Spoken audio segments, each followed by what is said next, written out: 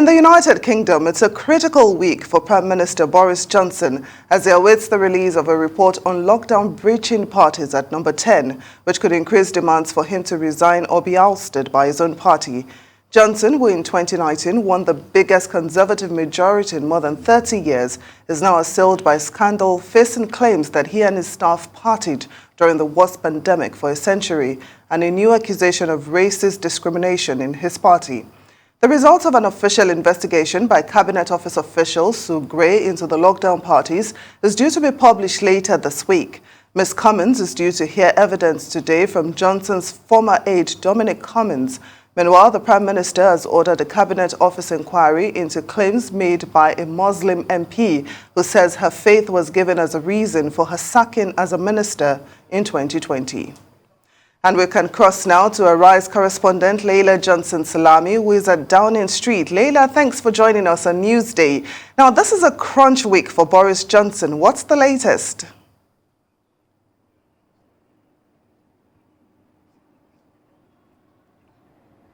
Certainly crunch week this week. So last week it was reported that the Sue Gray investigation could be coming out, or the inquiry could be coming out as early as Monday. But we now know that that is not the case, and it's not looking like this inquiry is going to be coming out until later on this week. Now, today, Dominic Cummings, the former aide to the Prime Minister, is being interviewed by Sue Gray. And there are many questions as to why this has taken so long. He was a chief protagonist leading up to this situation, and many people were under the impression that this had already happened. Now, there are also questions of transparency regarding this report. Several members of the Tory party, particularly members of the cabinet, including the Deputy Prime Minister and the Education Minister, have all come out to say that only the findings of the report are going to be released, and also all the details in the report, which would include email trails, etc., that the public want to see. So we are now looking forward to this report coming out later on this week, but this is being held back. To add to that as well, there are also reports in the news this morning stating that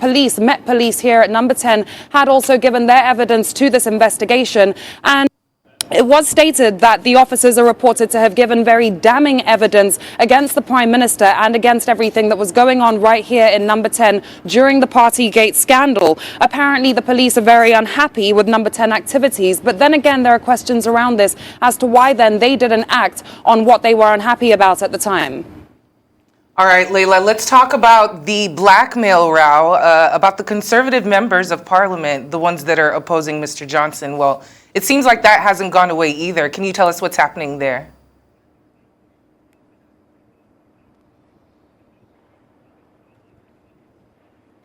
Certainly, the divide in the Tory party, however, is still there, and it's still very ripe. MP William Ragg is said to be speaking to Met Police, or a Met Police detective rather, in the Commons early on this week to discuss the blackmail allegations that we heard from him in the House of Commons last week.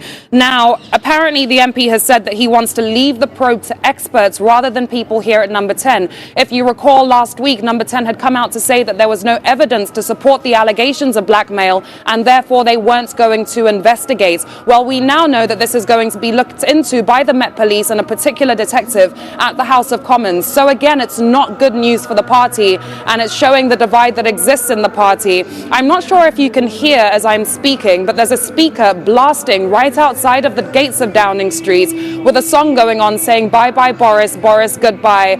And you can see that people here are getting fed up, want to see the results of the investigation, and most people are still calling for the Prime Minister to leave office. So the mood and that fury that we spoke about last week is still very much in existence this week, but we do have to wait and see, and we are not going to know too much until we see what comes out with that inquiry later on this week, however.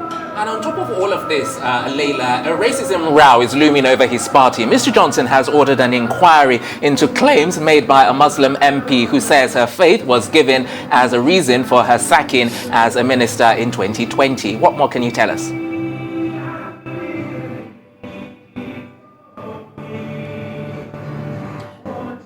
Absolutely. This is again a very damning allegation against the Tory party. MP Nusrat Ghani, the MP for Wealdon, came out to say that when she was sacked as a minister in 2020, one of the reasons that was given was that her Muslimness was a problem. Now, the chief whip, Mark Spencer, came out on social media and he said this was after she came out with these allegations, saying that her claims are false and the claims are also about him. Now, we do know that the Prime Minister has now ordered the Cabinet to investigate these claims, as they are very serious claims, and the Prime Minister is not the only one calling for an investigation. We've seen other Cabinet Ministers too calling for an investigation into these claims. So it's going to be a very difficult week here for the Prime Minister. There's a lot to deal with, obviously, with the partygate scandal, and then at the same time more divides within the Tory party, which is also why the Conservatives are trying very hard right now to distract and move away from the problem.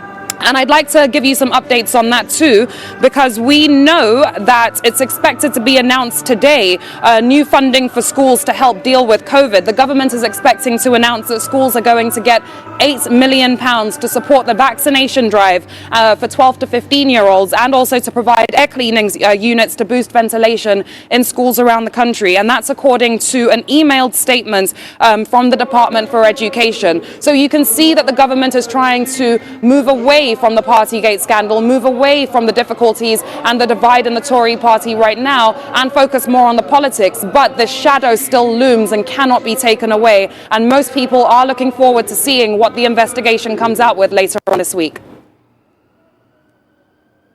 All right then, Laila, we'll see how that plays out eventually. But many thanks, Laila Johnson-Salami, for bringing us up to speed with the latest in 10 Downing Street.